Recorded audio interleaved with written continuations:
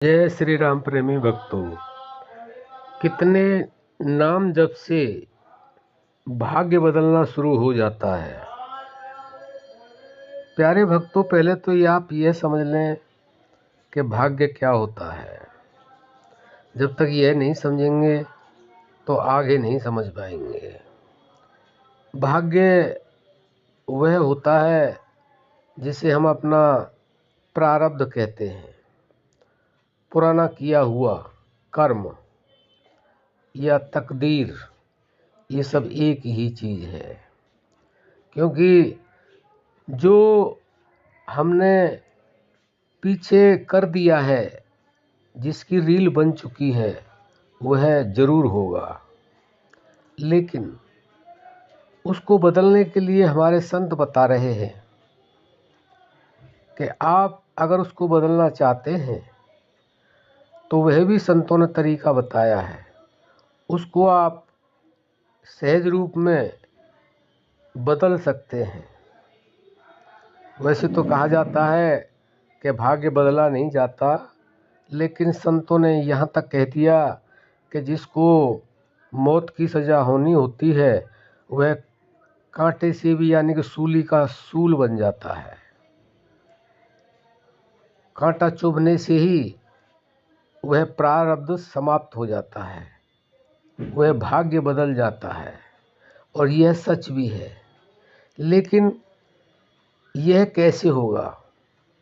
यह केवल और केवल नाम जप से होगा।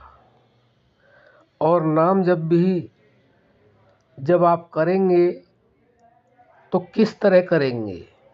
नाम जप 4 प्रकार से होता है। एक वाणी से, एक होठों से, एक मन से और एक प्राणों के द्वारा।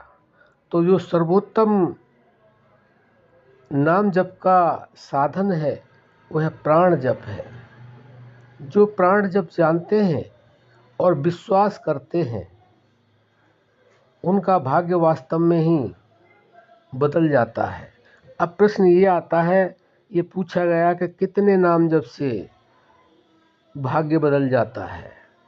तो हम ये कहना चाहेंगे कि भाग्य बदलना जब आप नाम जप शुरू कर देते हैं तभी से बदलना शुरू हो जाता है। इसमें बिल्कुल संशय नहीं है। लेकिन इसके साथ में यह भी समझ लें आप कि जब तक आपका नाम पर विश्वास नहीं होगा तब तक कुछ भी नहीं हो सकता है। क्योंकि विश्वास की शक्ति को ही सर्वोपरि बताया है।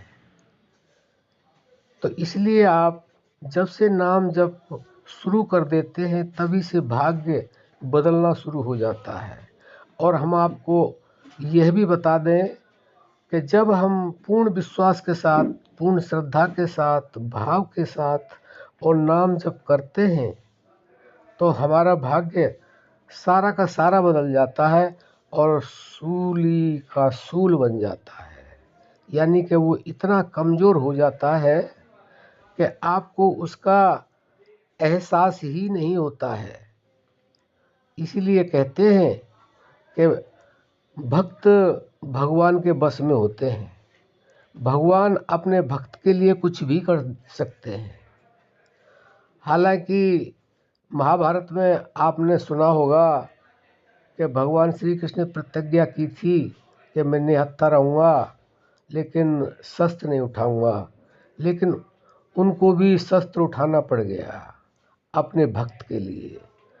तो आप समझ गए होंगे कि जब से आप नाम जप शुरू कर देते हैं तभी से भाग्य बदलना शुरू हो जाता है। और जब उसमें निरंतरता, एकाग्रता ले आते हैं तो पूरी तरह से आपका भाग्य बदल जाता है। आपको महसूस ही नहीं होता कि हमारा भाग्य कब बदला और कैसे बदला। इसलिए ज़्यादा से ज़्यादा नाम जप करें। सारे कार्य करते करते अगर आप ऐसा करेंगे तो वास्तव में ही आप जो है जीते जी उस आनंद को प्राप्त कर लेंगे जिसकी आपको आवश्यकता है। अब हम अपनी वाणी को विराम देते हैं। जय श्री राम।